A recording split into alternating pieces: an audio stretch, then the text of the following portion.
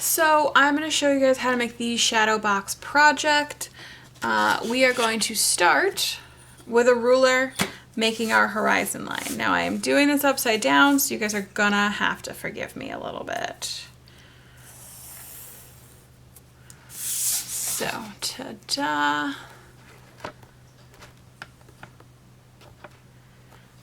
All right, and then in the center, we're gonna add a vanishing point. So it's kind of hard to see on here, but if I bring it up to you, you can see a vanishing point on a light line. That's what we want. We don't want a really hard edge drawing where you can really see all of the lines, because we are gonna have to erase parts of this. You are then gonna make at least 5 shapes. These are gonna be geometric, means made with straight lines using a ruler kind of shapes. They need to have one that overlaps another one that touches one of your edges. They can be above and below the horizon line, but they should fill up your paper so you don't have a big empty area in one place when they're all not like itsy bitsy teeny little things. I'm gonna pause the video, do all of that, and then I'll start you back up when I'm ready. Okay, so now I have all of my shapes. I have my 2 overlapping, my 1 touching the side over here, and then I have my 2 other shapes, all of them made with my ruler, so I have nice straight lines. You are then going to start connecting 1 shape at a time back to the vanishing point, and then adding the lines, just like we practiced with our 1-point perspective practice drawings. So just to review, line it up with the vanishing point, line it up with the edge of your shape, draw a light line. Line it up with your vanishing point, next corner, draw a light line. If I try to connect this one, it would go inside my original triangle, so I can't draw that. I'm then gonna line my ruler up with the edge of that shape that's in between these 2 lines. And then I'm just gonna slide it up towards that vanishing point, because I wanna keep this line and the new line that I draw parallel, which means they go in the same direction, they don't get tighter or farther away, they're even. This is now my shape. I can take my eraser and erase the extra orthogonals that I no longer need. Okay. Through movie magic, aka stopping and then doing it and then restarting the video, it should look like this. Yay, movie magic. All right, I also went through and Sharpied all of my lines to make them a little bit easier to see. A thing to remember, even these where they dip up, that's still a corner. That's still a point that you have to connect back to that vanishing point. You also have to Sharpie the horizon line, not inside of our shapes, but behind it, so that we have a ground and a sky, or it might be upside down to you. I don't know, I'm trying to do this upside down. Okay, so now you're gonna take your colored pencils, and I'm going to take, let's start with a green. You're gonna take 1 color per shape, per form. You are gonna pick a light source. So you're gonna say my light is coming from one direction. And I'm gonna say my light is coming from over here. So I'm gonna say my light is coming this way. So whatever is closest over here is always gonna be the lightest. So if I start with this shape right up here, this corner is gonna be the lightest. It's gonna get darker as it goes across. And then these undersides, because the light is coming and hitting it this way, these are going to be really, really dark. So I'm going to start by coloring these guys, pressing nice and heavy, really filling in my area. I can go back and forth. If I start getting streaks or getting little lines, I can change up the direction. I can color in circles to help get rid of some of those streakiness, because I really want a nice saturated, filled in color. Right? Okay, so those are the darkest sides. This is also going to be a really dark side.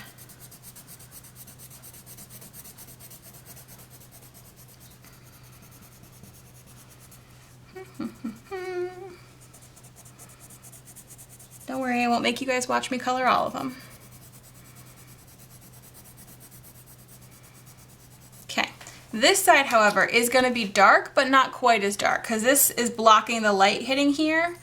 But this side would normally be a little bit lighter. So I'm gonna do this like a medium dark version. Again, try to make sure we're not getting any streaks anywhere, and that we really fill in the color well. So this is dark, but not as dark as this, if that makes sense. And then up here, we're gonna have the darkest values along these edges here, but it'll get lighter, so I'll press less and less with my pencil as I go across. I don't wanna leave it white, I do wanna have some color there.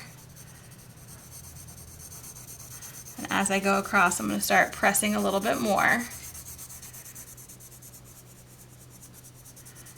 Going back in.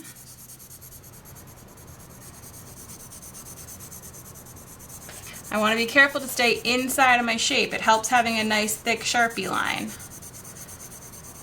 But I can't rush through this or I'm going to start accidentally coloring outside areas that I want to leave blank. I don't want to color the background just yet. So we can see that this, it's darker, but it gets lighter as it goes across. That's what you want to do for all of these shapes. So we're going to movie magic it again, and then I'll come back when they're all colored. Okay, so now that we've got all of our shapes colored in with our colored pencils, you're going to need a paper towel and you're going to need your regular pencil again. We are going to shade the background with our regular pencil. You want to hold it on the side and just kind of with light pressure, you're going to shade. The heavier you press, the darker it'll be. It's okay if this part looks a little streaky because that's what the paper towel is for. You are gonna go all the way around everything, and then you're gonna take your paper towel, wrap it around your finger, and you're gonna use it to smudge. Ooh, careful not to pick up the color of your shapes. If you do, a little erasing will get rid of that. So you want to be careful not to accidentally get inside your shapes. And then you're going to go back over with your colored, or with your regular pencil, not your colored pencil. And making sure to not get that red part again. We're going to go very carefully around our shapes to try not to have that happen. Okay, I will show you this when I am done again. Alright, so it's hard to see, but I did actually shade a little bit at the top here. So I kept them two kind of different colors though, because you don't want your ground and your sky to be identical. You are now ready to add cast shadows, which is the part that everybody gets a little bit confused about, but it's really not too bad once you get it to go. You need to take those same colors that you used before. This one, I used orange. And the blue violet. Okay, you're gonna make the cast shadow out of whatever you colored the original shape with. It is always going to have a cast shadow that is connected to your shape if the shape is touching the ground. If the shape is hovering in the air, it's gonna have a detached cast shadow. So all of my stuff up here, like this guy, he's not touching the ground because the ground's here, he's up here. He's gonna have a cast shadow on the ground that is not connected, whereas all of these guys, they all touch the ground. So their cast shadows are gonna be connected to the edge of their shapes. So this one here is the blue that I used. It's gonna be on the opposite side from where your light source is. So my light source is coming this way, so my shadows are gonna be going that way. I'm gonna follow the edge of the shape where it touches the ground. And I'm going to repeat whatever this shape is here, but coming out from it, going the opposite direction.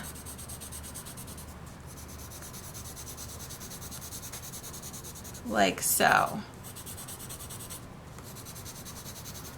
And this time we can take a little bit of our paper towel and help kind of smudge that in a little bit. It's okay for these to be a little fuzzy edged, because this is a cast shadow, not a shadow on our object. So you see how it looks like the whole, it's continuing the line of where our light was coming from. So I can do the same to this guy over here. This shadow is going to go something like this, because this is a triangle. Doesn't have to be exact. This part's fairly forgiving. It's going to be, you know, again, darker where it's close up to the shape. So this one over here should be like a little bit darker along this edge and fade out as it goes away from the shape that's casting the shadow. This guy here is, because the light is hitting this side, you're gonna be kind of like this, because we're following this V right here, and it's gonna overlap with that other shape, but that's totally okay. The red one over here is gonna have just this little corner. Okay, now the green one's the weird one because he's hovering. So the bottom of this is actually gonna be kind of like a rectangle. So this guy is in front. So if I draw a rectangle like it's coming down, and like my light makes it go a little bit off to the side, my rectangle might even take it so that it comes up the side of this guy. Ooh, somebody just closed the door really hard.